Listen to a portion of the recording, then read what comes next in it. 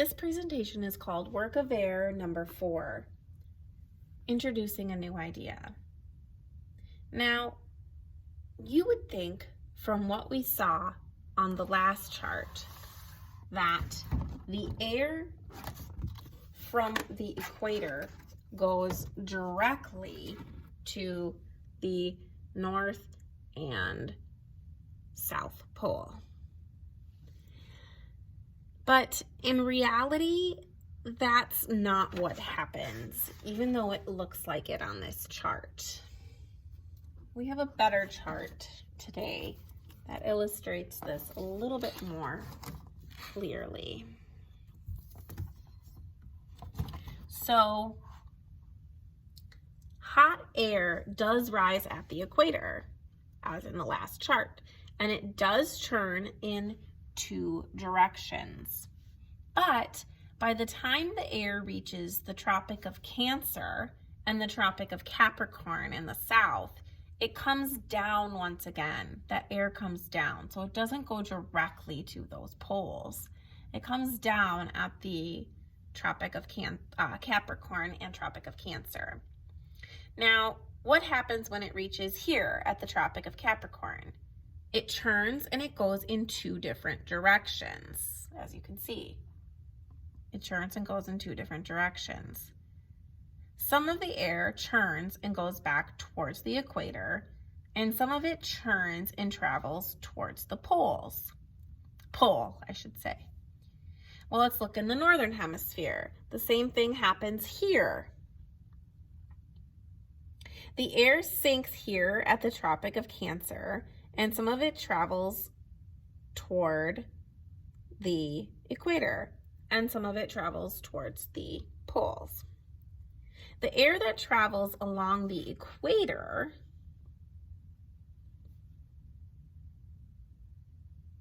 travels along the surface of the earth, and as it does, it gets heated up once again and churns in 2 directions.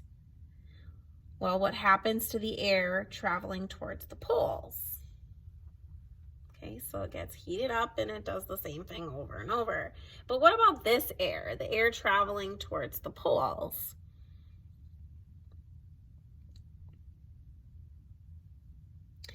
Some of the air churns and goes towards the equator, like we said, but some of it churns and travels towards the pole.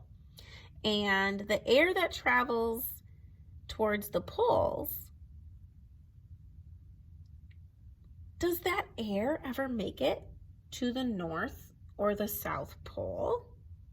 No, look at that. It doesn't, neither here or there. When that air gets just about to the Arctic Circle, okay, right here, see how it says Arctic? Right here and here. When that air gets just about to the Arctic Circle and the Antarctic Circle, it meets a wall of cold air and it gets pushed up.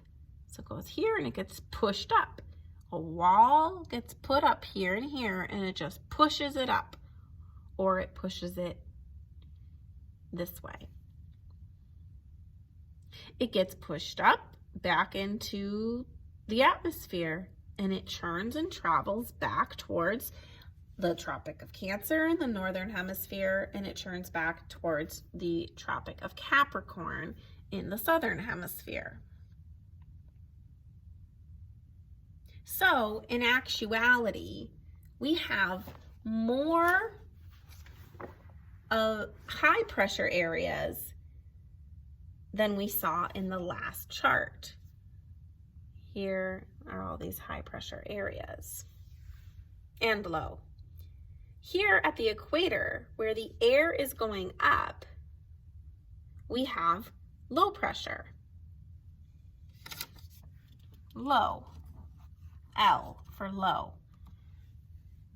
And here at the tropics, where the air is coming down, we have high pressure. Right here is high pressure. Coming down. That's the high pressure coming down, down, down, down.